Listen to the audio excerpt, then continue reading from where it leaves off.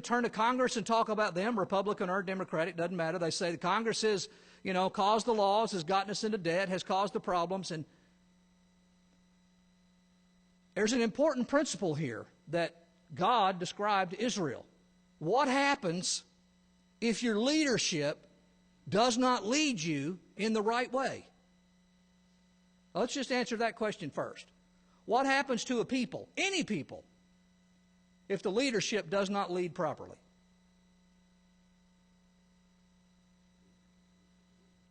Whatever people is involved, they're in trouble.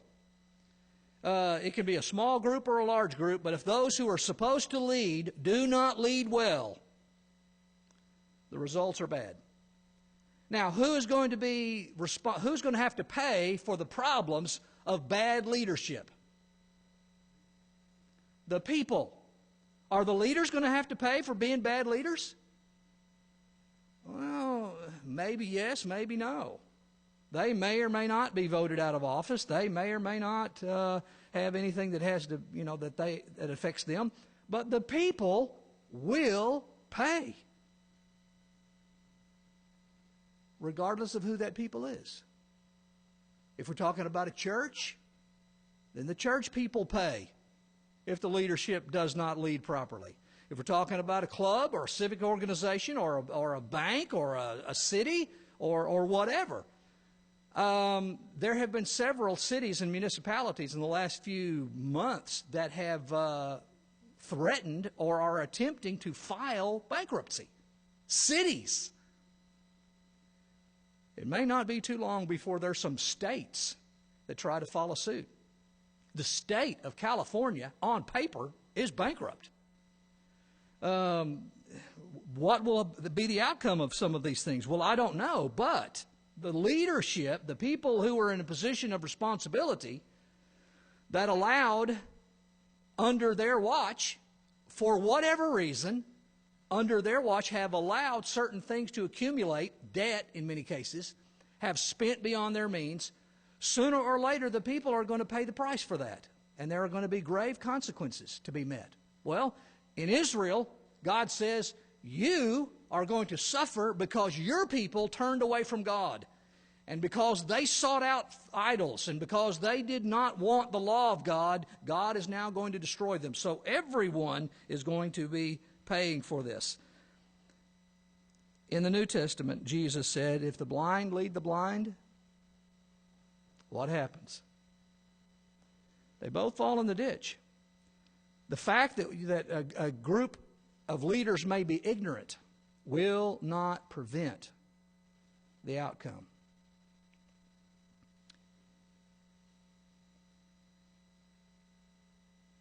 Verse 17, therefore, the Lord will have no joy in their young men, no mercy on their fatherless and widows. Every one is a hypocrite and an evildoer. Every mouth speaks folly. That's a challenge for us when we see this, because it's not just a small group of people that are here being described as turning away, but everyone. I want to go back to the book of Psalms and read Psalm chapter 5.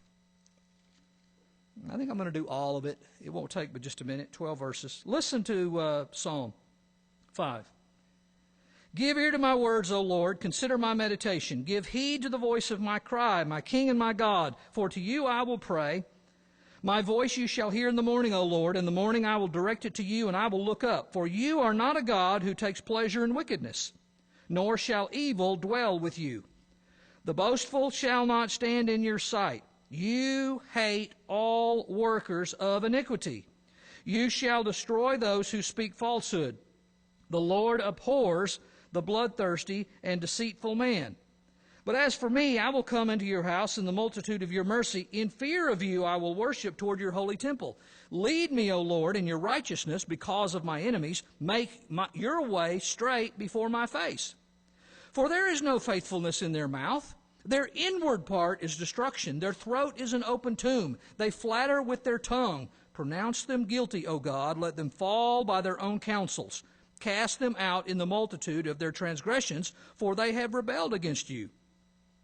But let all those who rejoice, who put their trust in you, let them ever shout for joy, because you defend them.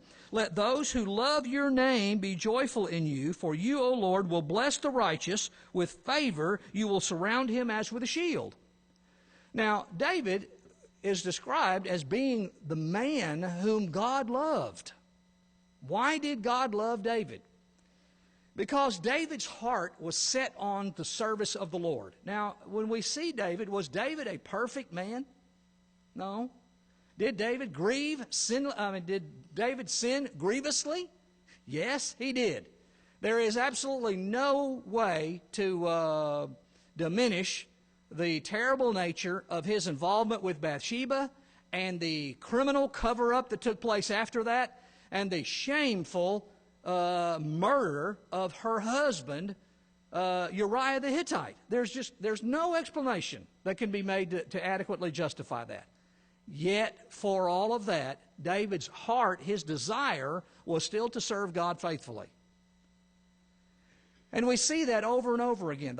The 119th Psalm, which is the longest chapter of the Scriptures, is one long dedication to the service of God and to the law of God and to the Word of God that is written in Scripture. And David pins this. It's an acrostic following the 22 letters of the Hebrew alphabet, beginning with Aleph, going all the way through. And what is its purpose? Set your law in my heart. Let me follow after you. Let me seek you. Early in the morning, late in the evening, let every word that comes out of my mouth be pleasing to you. Examine my heart. That's the concept that David brings about. So, in chapter 9, verse 17, when God looks at these people, he said the reason why they're going to be destroyed is that they sought out unrighteousness. They turned away from the law of God. They didn't want anything to do with God, and God is going to destroy them. Okay, back to our text. Let's pick up now in verse 18. The last section of the chapter describes the fire of wickedness. Now, that's an interesting phrase, and Isaiah is going to use this illustration that evil is a tangible kind of thing that corrupts a people, and it is combustible. Earlier in the year and late into the last year, much of the area around Texas was super dry. They had the worst drought on record, dating worse rainfall in terms of the amount that they didn't get than back during the Dust Bowl years. The worst drought on record in the state of Texas. And over the course of late last year and early this year, hundreds of thousands of acres of grassland burned in the state. Well, the imagery that Isaiah has is that wickedness causes a people to be burnable, that it creates in them an environment where God is going to punish them. They are going to be destroyed by the fire, and it is the fire of wickedness. Now, there's a kind of a contrast there, because it looks like the fire is the purging by God, and yet it is wickedness that Isaiah says is the fault that's brought it all about. Verse 18. For wickedness burns as the fire. It shall devour the briars and thorns, and kindle in the thickets of the forest. They shall mount up like rising smoke. Through the wrath of the Lord of hosts, the land is burned up. And the people shall be as fuel for the fire. No man shall spare his brother, and he shall snatch on the right hand and be hungry. He shall devour on the left hand and not be satisfied. Every man shall eat the flesh of his own arm. Manasseh shall devour Ephraim, Ephraim Manasseh, together they shall be against Judah. What's going to happen to them?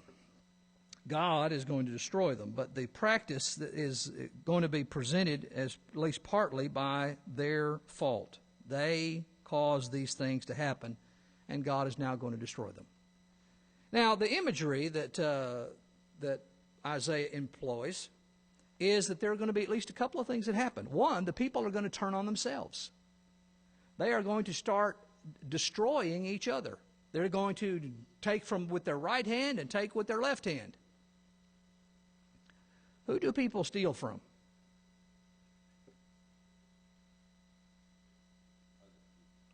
What other people? Okay. If you were going to rob somebody, who would you rob? Beg pardon? Okay. That would describe their nature. Who has money? Where would you go looking if you wanted to rob someone? Right around you. That's where. You begin to rob in your neighborhood. Oh, you'd say, well, not in my neighborhood. I'd move a little farther out. Okay, but you'd rob in your city. You'd rob in your town. You'd rob in your community. You would rob the people who are around you. People don't drive off 3 states away to commit crimes. They ought to, but they don't. It probably would be easier for them to get away with things if you drove into another town and tried to rob someplace else. But as a rule, that's not what happens. Usually, crimes, according to the police folks I've talked to, are committed by folks who are close by. And God describes here what's going to happen. The people are going to turn on themselves. Manasseh and Ephraim, they're going to attack each other and destroy each other. They're going to steal from each other. They're going to consume each other. And then they're going to join together and they're going to go against Judah. Are they going to be satisfied when they do that? They will devour on the right hand, devour on the left hand, and not be satisfied. The problem with destruction and theft is that it's never enough. Never enough. You always want more. The image that is given by God in Scripture in Genesis chapter 38, in the story, no, that's not right. 38, 39, 40, Moses in Egypt. 41. Joseph is before Pharaoh in Genesis chapter 41, I think. Anyway, the story that unfolds there after Pharaoh has seen the imagery of the 7 cows, the 7 fat cows that came out of the water, and then the 7 lean cows, and the lean cows ate them up and they were no fatter. And the story, the interpretation that Joseph gave from God is there are going to be 7 years of fat and plenty that are going to be followed by 7 years of lean and drought, and the 7 years of lean and drought are going to consume all that was before, and yet it won't be enough. It won't be satisfied. They'll still be hungry. Well, that imagery is here in Isaiah. They're not going to be satisfied with it. They're still going to be destroyed, and there's just not going to be enough there. All right, the last part in chapter 10, beginning in the first 4 verses, is the last section of this material before Isaiah breaks into a new discussion. And here, the tragic state of Israel and then what God is going to do about it. Verse 10, chapter 10, verse 1. Woe to those who decree unrighteous decrees, who write misfortune, which they have prescribed, to rob the needy of justice, to take what is right from the poor of my people, that widows may be their prey, and that they may rob the fatherless. What will you do in the day of punishment, and in the desolation which will come from afar? To whom will you flee for help? And where will you leave your glory? Let's stop there. God describes them, and the people themselves are corrupt nationally. Even from a legal standpoint, they're corrupt. There is no desire for righteousness.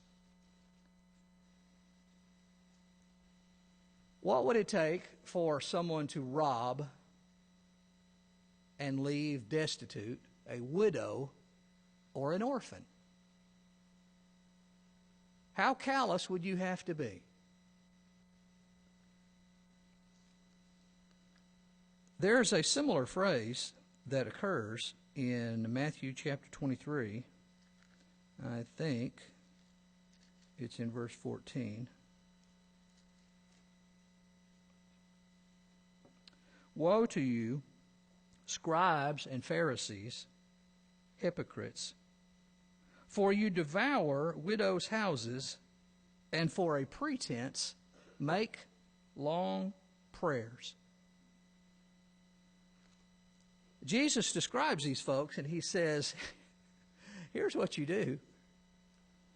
In real life, you go out and you rob from the people who cannot take care of themselves, those who are most unfortunate around you. You steal from them. And then you have the audacity to stand before God and proclaim your righteousness. Jesus doesn't say it. We might say, how dare you? Jesus says, woe to you, over and over again. Well, this is how the people were in Israel. And what's going to come about because of that? Verse 4, without me they shall bow down among the prisoners, and they shall fall among the slain. Where are they going to go when God brings destruction upon them because of their immorality? Where are they going to go? They got two choices. They can either be taken captive or they're going to be dead, one or the other. They can't turn to God because God's turned them off. He's not going to listen to them anymore because of their immorality, because they chose to turn away from God. Now, there's an interesting situation that occurs in life. I don't know that that's a good illustration. I guess we'll use that. The trial hasn't taken place. It'll be a little while before it unfolds. Let's assume, for discussion purposes, that Jerry Sandusky, who we described a few weeks ago as one of the former coaches at Penn State, is found guilty of all of the charges that are made against him concerning these boys. What should be done to him?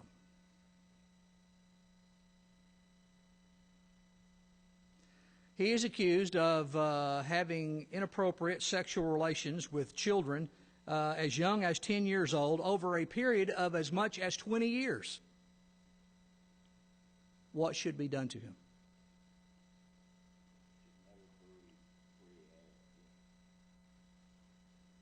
Should we have mercy on him and turn him loose? Why not?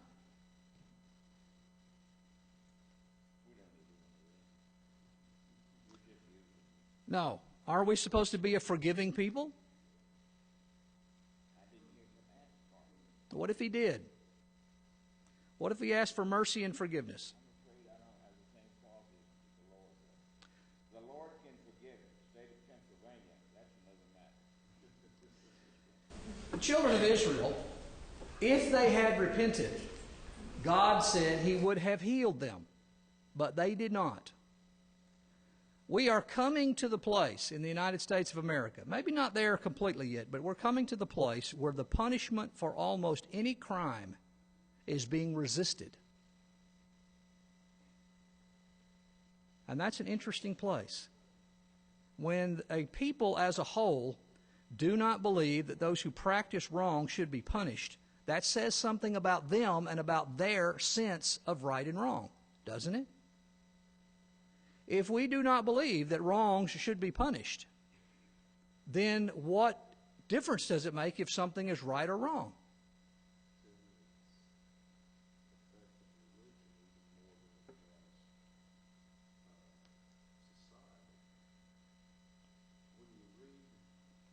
The New Testament writings, the sense I get is even the apostles have the opinion, how could a just God love and forgive someone like me? Whereas the question you hear asked today is, how can a loving God punish anyone? That's it right. is a 180-degree shift in viewpoint between what was written and the point we have today.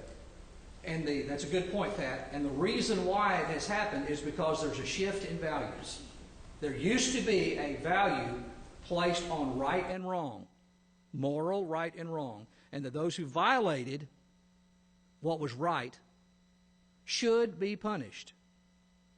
Today's values have shifted, at least among the young and many in our society, to we should be allowed to do whatever we want. During the 1960s, we talked about the rise of the anti-authority movement with the hippies and all the stuff that went with them. And the whole concept of what took place there was we don't want anybody telling us what to do. We want to live however we want. We want to do what we want. We don't want to listen to our parents. We don't want to listen to the government. We don't want to listen to anybody. Well, that mentality that sprung up in the 1960s, late 50s and 60s, the people who lived during those periods, guess where they are now? They're making our laws. They're sitting in the office at the White House. They are in the positions of power that are determining the outcome of our land, and they hold to views that are anti-authority, anti-morality. And so when two people who are of the same sex decide they want to get married, they say, well, who are we to prevent them from doing whatever they want? And we say, who are you to allow something that is immoral? And they say, how are you going to define morality? And we say, it is what God says morality is. And they say, we don't believe in God. And we will not accept God. And we will not allow you to hold us accountable. And that's where Israel was. And that's why they went down. And America is in the same place. We'll pick up next week, Lord willing, and continue our thoughts. Thank you for your time and attention.